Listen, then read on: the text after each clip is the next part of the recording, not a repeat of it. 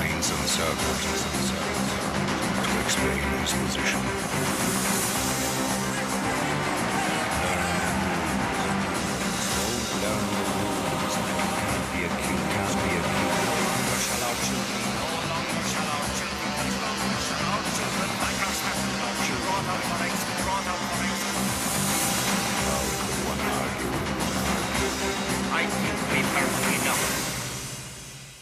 If there's a no vote, the budget I'll be planning for later in the year will be dramatically more difficult than if there's a yes vote.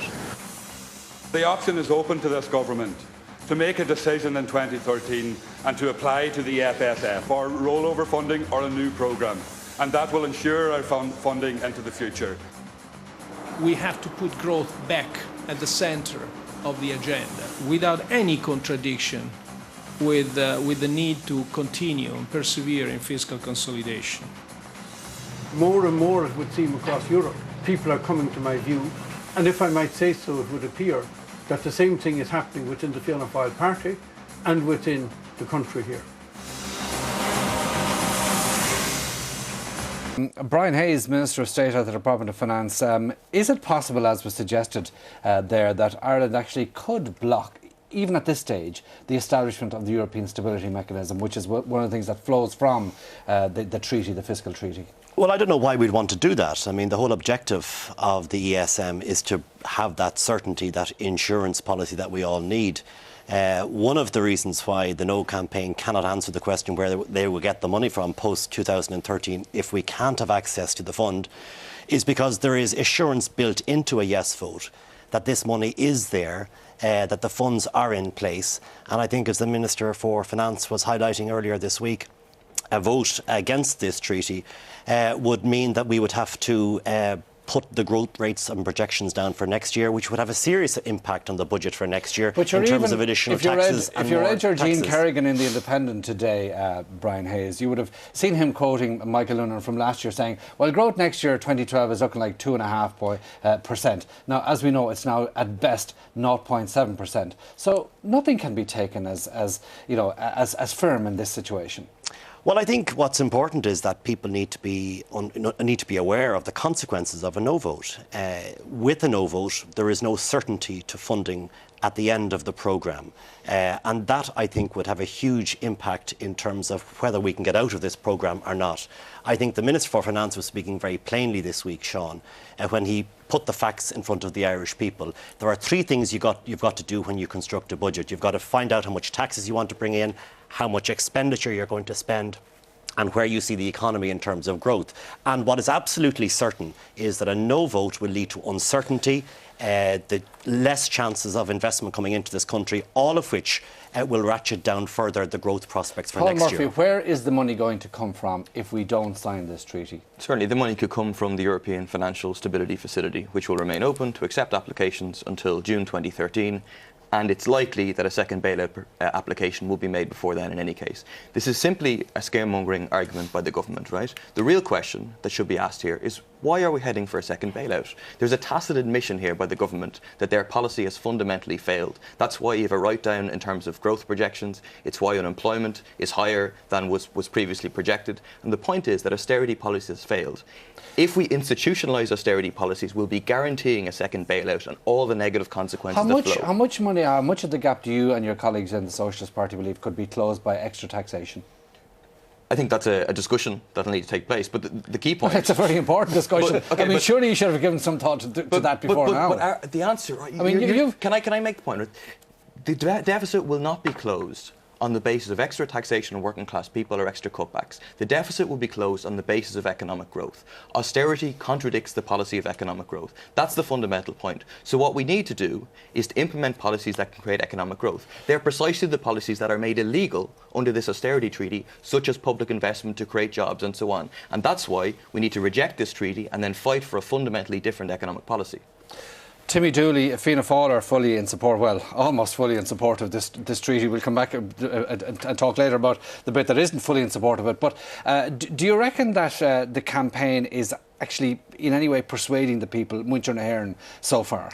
I think it is, and a lot of it, unfortunately, is based on, you know, what the No campaign are attempting to do. They haven't been able to show where the money is going to come from. Paul makes the point that it's about growth, it's about generating activity in the economy, and we can grow our way out of this.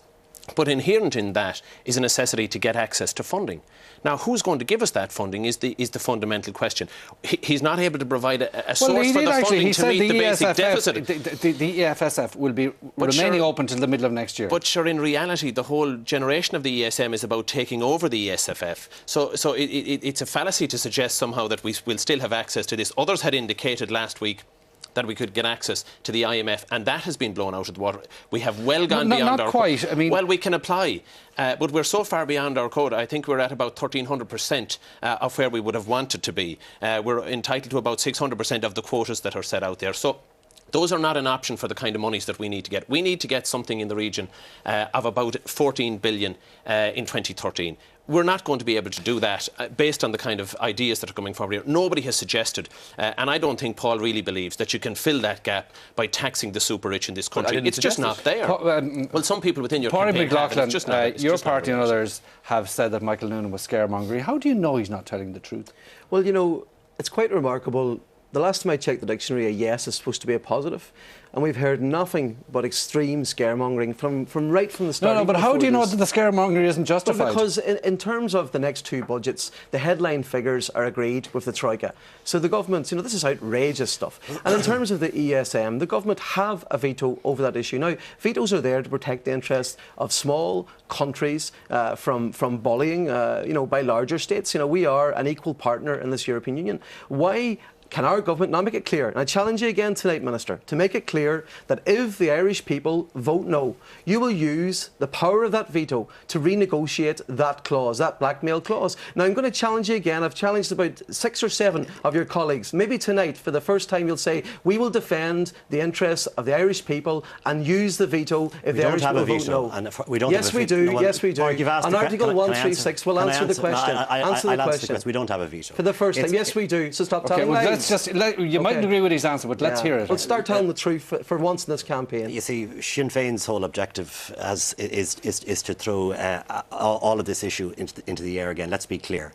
The veto doesn't apply here. Once 90% of the capital behind the Article 136. Sorry. Article 136. Answer the question. Hold on. Can we just hear him for a minute, please? Thanks very much, Sean. Once 90% of the capital funding is in place, the treaty ensures that the fund is in place and it is established. Between June of this year and June of next year, the funding will be put in place. We'll be making our contribution towards it, which is a small contribution, but effectively for putting 1.2 billion that we will put in, we'll have access to about 36 billion into the 2014 and 2015. If I might ask a question so here.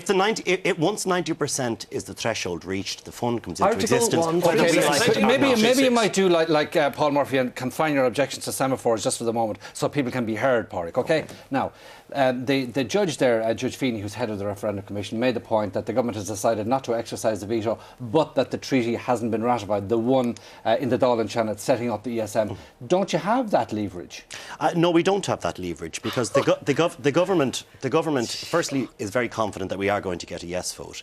Secondly, once 90% of the funding is in place, the fund will be established. And there are considerable question marks whether the article they're referring to has actually the power to veto this. The reason Ireland has the veto is an amendment to the Treaty on the Functioning of the European Union needs to be inserted, Article 136. If Article 136 isn't amended, the ESM is in breach of Article 125 of the Treaty on the Functioning of the European Union, which is the no bailout clause. That's a bit technical, right? But the point is, the government deliberately tries to suggest we say they have a veto over the ESM treaty, right? Which is where they say, oh well, 90% I suppose of the point here, Pádraig McLaughlin, is that if the people vote in favour of the referendum, it's effectively agreeing to everything that goes with it. So all this talk of veto or no veto becomes irrelevant at that stage. Right. Yes? From the very start of this campaign, the biggest argument from the government has been we cannot access the ESM. That is a lie. Now, sorry, would you like to answer the question I asked you? Yeah. if the people vote yes in the referendum on the 31st of May, all question about ratifying or not ratifying the ESM in the Dáil and Shannon becomes irrelevant at that stage because the people will have said yes. Well, you know, it would be nice if the people could make their decision on the economic merits or demerits of this treaty and not answering the under question. threat and not under threat. If the people vote yes, of course we would respect their decision. Unlike the Fine Gael and Fianna Fáil in Nice and in Lisbon, where they came back again. Maybe we would have a wee bit of consistency from this government. There'll be no coming back again. How many times are you going to be asked this question and tell Cork, lies? you're under pressure You have a tonight veto. because you can't shout your way across well, these studios. if you and tell it's the not truth, working. No, I I have wouldn't told be you so the truth. exasperated. If you for once tell the truth in this campaign about the issue and defend the interests of the Irish people. I want to bring Timmy Dooley back into this. Yeah. Let's try to calm this down a little bit here and just understand why we would want to veto access to life support. I mean, at the end of the day, Pádraig, we're going to have to pay our doctors, our teachers, our nurses, Thanks to your policies. our guards. Thanks to your policies, it'll be difficult. Maybe for a while now you wouldn't have wanted extra guards, but we leave that aside. We'll leave that aside for the moment. We will need that funding. We may need that funding. If not, we'll need to get it from the markets. If we don't succeed in showing that we have the capacity to discipline our own budgetary procedures, we've no chance of getting back into the markets. If we don't get back into the markets, we need access to the ESM. And if we vote no, we don't have access to that. We won't be able to provide for the service. But why would you want to veto it? And anyway, can I deal with Article 136 for a second? You want to do it very quickly. Yeah, very, very briefly. Article 136 doesn't come in until 2013. The ESM is going to be established later this year. And you know, the Brits thought that they had a veto on the fiscal compact. And you saw where that got them. After one night of negotiation, the other member states came together and they negotiated an international treaty. And it's happening. So if you think the outdated procedures of using the veto is a way forward, it's not, and it certainly isn't. Okay, you mentioned the big story. The big story tonight. Brian Hayes, it looks like the whole future of the euro is, to an extent, back in the melting pot, particularly looking at that news out of Athens tonight. Yes, well, I spoke to the Taoiseach, Eamon Gilmore, who's in Paris tonight. And he obviously was with the Hollande people today as a victory for the first socialist president since Francois Mitterrand. And I think it's quite clear if you look at what the president-elect has said in recent days and weeks, he wants to put together a growth strategy very similar to the things that we've been talking about here in our government and across the Eurozone. Well, this is all very interesting. I mean, since Hollande looked like he was going to win this election in France, the word growth has come front and centre as opposed to austerity. I mean, like, why isn't the word growth in there along with stability in this treaty? I mean, if it was so important... It's actually, it's actually in the first paragraph. I know it is, it's mentioned there. It gets a glancing reference. And what is absolutely the case is that if you actually look at what Mr Hollande has said, he has ambitious plans next year to get his deficit under 3%, something that's going to take us 3 years to do. So the idea that he's going to throw out entirely the better budgetary discipline that goes with the Stability Treaty is nonsensical. We do need a strategy on investment, jobs and growth. The Taoiseach has been very clear about that, and the Taoiseach have been clear about that. But we've got to do it while at the same time making sure that we have the stability behind the euro. And Timmy Dooley, this is all about having that stability. We know the Germans are making the right noises tonight. Their foreign minister saying, yes, of course, the Franco-German alliance needs to be deepened, and we need to talk about a growth pact from here on. But the reality of it is, the realpolitik is, the Germans make the rules. They're the ones insisting on austerity. Can that be changed? I think it can. I think there can be an addition to what's already agreed, as the Minister has said, in relation to the kind of budgetary discipline that we all accept. Well, not maybe all here, but I think the vast majority of people accept is a necessity, a necessary foundation in which or upon which we have to build growth. We have to work towards having jobs back in the economy again. It's my view, though, that there will be a bit of tense negotiations over the coming days. But I suspect in the not-too-distant future we'll see the two leaders arm in arm or hand in hand with an addition to this agreement. Pádraig McLaughlin, do you take any comfort from the outcome of this election in France? Absolutely. I mean, the fact is the people of France and Greece have endorsed, in France's case, the new president, in Greece's case, political parties that are opposed to this failed madness of austerity across Europe, which, of course, Fine Gael and Fianna Fáil support enthusiastically. And, you know, what we don't have from our own government is an answer to this question. How will you make up the $6 billion of cuts that will be necessary in order to meet the 0.5% structural deficit target? Maybe you'll also give us an answer to that question tonight, too. You've been evading that issue too. How will you meet the austerity targets, additional targets that are... Quick answer to that, because I want to go back to Paul Murphy. He's talking about a figure in 7 years' time, and he was attacking Michael Noonan for talking about growth next Again, year. we won't get answers, will we? 6 billion in cuts, how will you make it up? Porrick, how many nurses and doctors? Porrick, just relax now for one moment, Yeah, yeah, Porrick. yeah. Just If I get an answer, take it easy. relax. Take it easy. Yeah. You're talking about a situation in 7 years' time. We have ambitious plans to grow the Irish economy. Over 10 years, from 1990 to 2000, we managed to reduce the debt to GDP ratio through growth. That's the way we get back. I know you find it difficult. You don't want jobs coming into the country. Absolute Every time madness. Every time the Taoiseach stands up and announces them, your heads drop because you want maximum chaos for your Here's the political reality. project. Paul Murphy, if I might, coming back to what we've been hearing from the French and Greek capitals tonight, is it fair to say that what we're seeing now is another example of how populism and xenophobia can flourish during depressed times? Because it's not just the rise of parties, the victory for the socialists in France. I mean, the party which has gained most is the National Front in France, and you've seen as well in Greece the big increase, and they're going to be in Parliament for the first time. Golden Dawn, a far-right neo-Nazi party, getting something like 7%, coming from nowhere. A feature of the crisis is the rise of the far right. But a more substantial feature of the crisis is the rise of genuine left parties. Unlike and you wouldn't call them far left, presumably. Genuine left parties that genuinely represent the... That impose taxes of 10 billion in 1 year. Can I finish the point? 10 billion in 1 year. Can I finish the point? Great stuff. Can I finish the point? Right-wing politics are getting a hit tonight, You have an Paul. electoral expression tonight of a movement against austerity that is taking place right across Europe, including in Germany tonight, actually, where the Merkel government has suffered a blow. And it's because austerity policies have fundamentally failed. And now Irish people are in a unique position to strike a blow against the austerity agenda, to strike a blow against this treaty, and potentially to sink this treaty, given the situation now with the French government and the Dutch government, question marks over its ratification. A blow now in Ireland can potentially set the scene for the whole treaty to be sunk. A blow now in Ireland will blow all our chances away. We'd support Rubbish. François We keep going with the Hollande. austerity. It'd be the That's best thing we could do to help working François fantastic. Hollande. It's shameful that even now we can't see the opportunity for It would be nice if people could get a word in. If I could get an answer, without being barracked all the time. If I could get an answer, it would help. Please, Porrick, just hold it. It's a good example of Sinn Féin at their very best. Listen, the truth of the matter is this. People want to get this country to a better place. They know we've got to balance our budget. They also know we've got to grow our way out of this difficulty. Having an agenda which is now being supported by the French and others, which is about investment and jobs, is something that we all need to do. Why is it the case that there are so many, the hard left and the hard right on both sides of me, are political parties that don't really want this country to come back because they flourish in a situation of political chaos? That's what they want. The people can see through it. And the people that I meet in my constituency want to get to a better place. They know it's difficult. No, because I need to give some time to Timmy Dooley if I could bring him back in. Timmy Dooley, what we've seen with the main parties in Greece is a bit akin to what we saw here. The hammering that PASOK and New Democracy have taken in Greece is a bit like what happened Fianna Fáil and the Greens. Yeah, there's a little bit of that, and same a little bit in France as well. There's a little bit of the rhetoric that comes through in advance from the opposition parties. We saw it here with the Labour Party. Sarkozy is still Mr. 49% tonight. I accept that, but he's out. He's out of office. We'd seen a little bit of that here, where the Labour Party made all sorts of promises and took a very populist approach in advance of the election. When they were in office, they failed to deliver on a lot of what they had suggested, and we'll see that, I'm sure, emerge in both Greece and France. And I'm sure we'll see the real politique settle down, take on the mantle of leadership, take on the mantle of government, and try to bring about policies that are going to resolve the crisis. But do you think that they're going to hold their nerve if it's possible, because there's this 50-seat start that New Democracy would get if they're the biggest party? Yeah, it's going to be much more difficult, albeit on 20%. It's a hell of a lot more difficult in Greece than it is in France, and I suspect that France will move much more quickly in terms of resolving the crisis.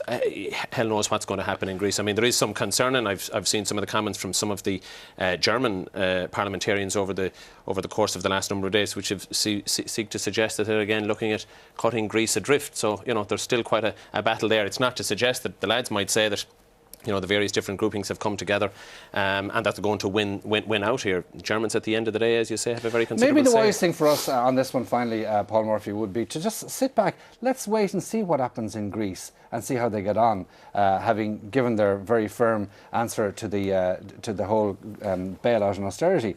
And, if they do well, maybe we might think about following their course. But see, this isn't an academic discussion. We've had 4.5 years of austerity in this country. The people across Europe have had a similar amount of austerity. Austerity has definitively failed from the point of view of people's living standards, from the point of view of unemployment, and from the point of view of the economy. So we should take a stand. This is about people in Ireland taking a stand against the austerity agenda and linking up with ordinary people right across Europe who are also suffering this agenda. But a no be gives us welcomed more by tens of austerity, millions. Paul. A no doesn't. A no gives us more austerity. Okay. A yes gives us no stability whatsoever. 166 billion euros worth of cuts across Europe will devastate the economies of Europe. I have a Gives us a way report back to here. the market. Right, we're going to move on. Because what's Eamon O'Queeve at, in your view? Look, I've known Eamon O'Queeve for a very long time. He's a sincere man of great integrity. For, I think, generations now, or for certainly various different treaties, Eamon has indicated that he's not as pro-Europe as other members of the party.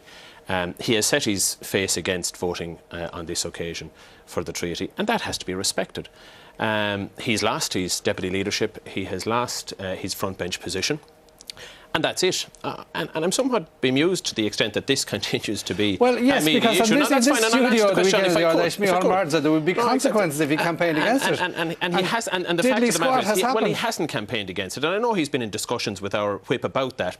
But if you look at the Labour Party, I don't want to keep just dragging this into it, their grassroots, namely the unions, have gone against this treaty. Maybe Eamon O'Queeve has put his finger on the pulse of people. If you look at what's happened, and he actually didn't confine his view to saying that he thought he was reflecting the views of people in this country. He talked about across Europe. And again, he's getting confirmation tonight, isn't he? With respect now, Fianna Fáil's responsibility to the people of this country, and whilst he's reflecting a certain view that he has held, I think, right from the very start. The way you talk about it, Fianna Fáil has has effectively become a debating society, not a political party. I wouldn't say that. We're campaigning very actively around the country. As Director of Elections, I've been in contact with our regional directors. They're starting and have started the campaign now for the past 4 months. And if Councillors O'Toole, Walsh and Mannion want to campaign against, that's just fine. Well, they haven't said they're campaigning against it. They've expressed their view. And there are people, I'm sure, in the Fine Gael party that will vote against this treaty, and in the Labour Party. And I mean, as I said, look, at the grassroots of the Labour Party have gone against it. We haven't heard from any of them yet. Pádraig Mac Lochlainn, what do you think Eamon O'Queeve is at?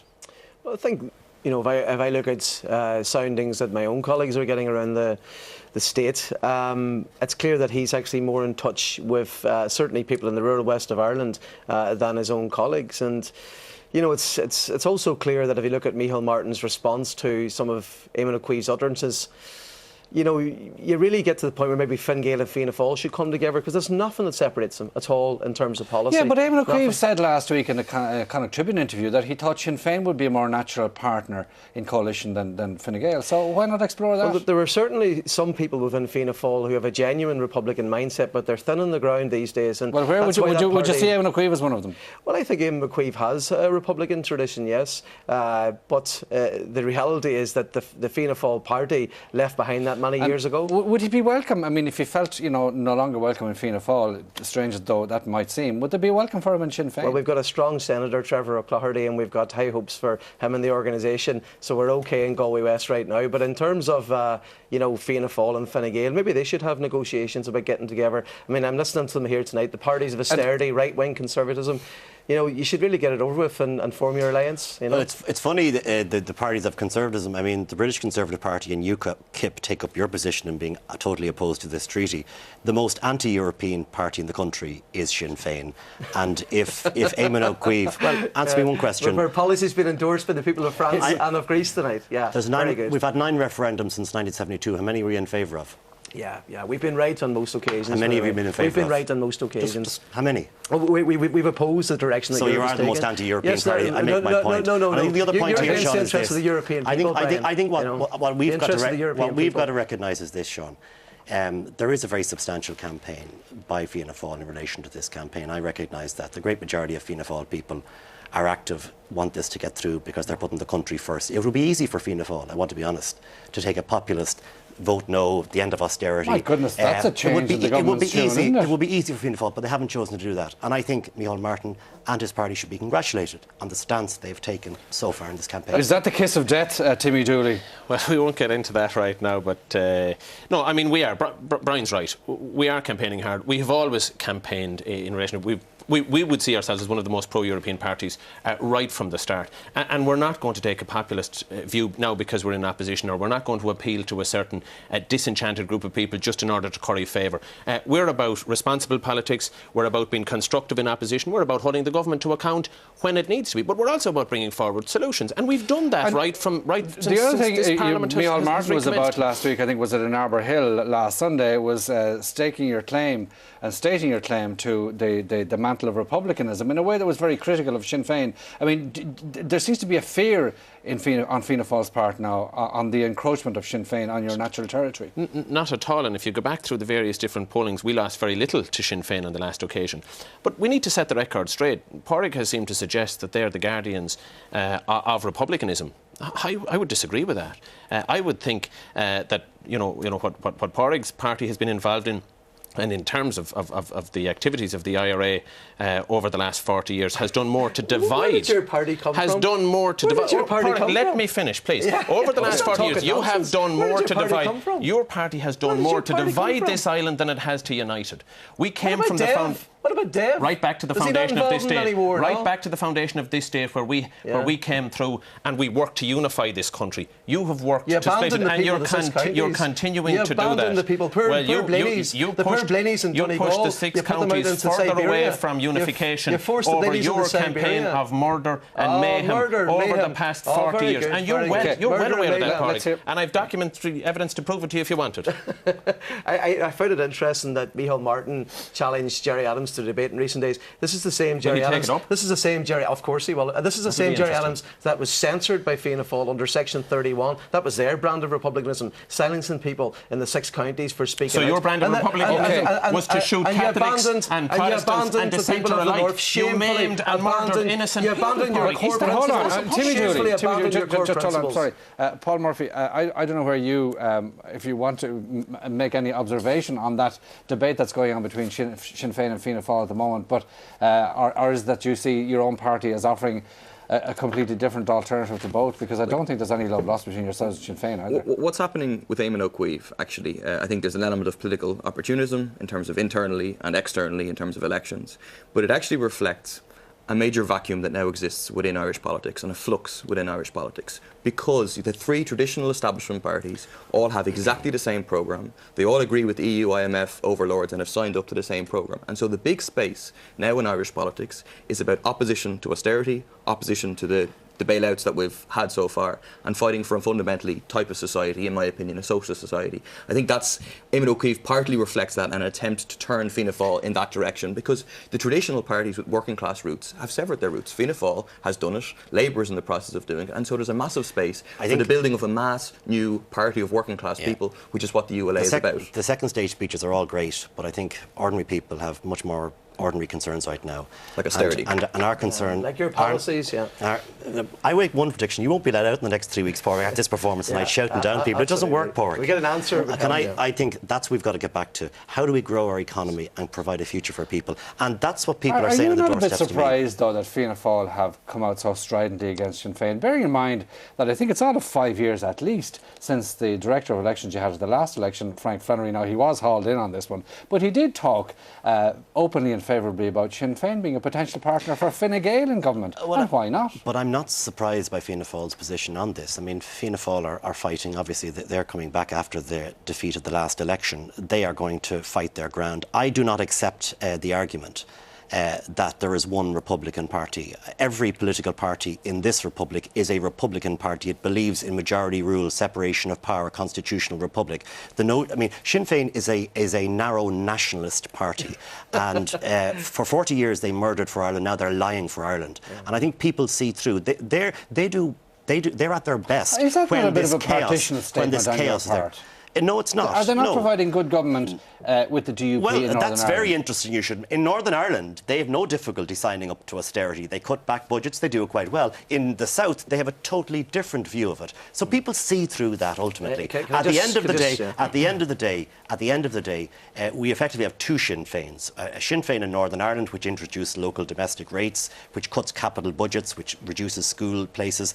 In the South, there's a party that promises a no vote. There'll be no cutbacks. Now, no one believes that. It's just not credible. I love when I hear Fine Gael people talk about murder and mayhem. You know, you're the party of Michael Collins. You know, when you commemorate Michael Collins, just remember that's where you came from, what you're supposed to be about. It's an absolute nonsense how far you've gone from that journey. And about being in government in Northern Ireland? Well, in terms of the North, you know, it's really interesting to see, Brian, you know, somebody like yourself so interested in the, you know, the concerns of the people of the North. The fact is that, unfortunately, thanks to the lack of your efforts, we still have British control over fiscal affairs in the North of Ireland. Someday, just as well, as an Irish Republican, when we finally achieve that, you know, just the removal as well of that, we might, you know, be able to build the British a new taxpayer republic. Is your troika. It bails you out every day of the week. It's an exciting night tonight to see what's happening in France. I think it's time for us to lighten the mood, because from time to time we often catch a glimpse of the more light-hearted side of politics. This week in the Shannon, for instance, the Minister for Justice, Alan Chatter, stood in for his colleague Francis Fitzgerald to answer a question from Sinn Féin Senator David Cullinan on the subject of funding for the Ballybeg Community Education Project in Waterford. Now,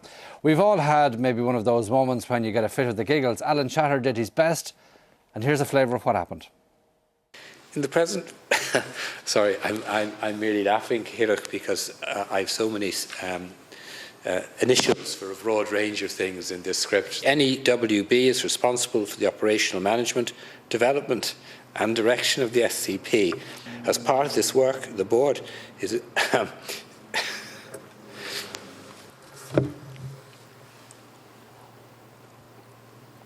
officials from the Department of Children have been in contact with the local coordinator in Ballybeg, and arrangements.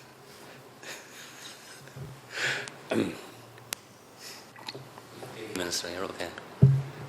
It must be from lack of food, I think. Minister Fitzgerald has requested the CEO of the NEW.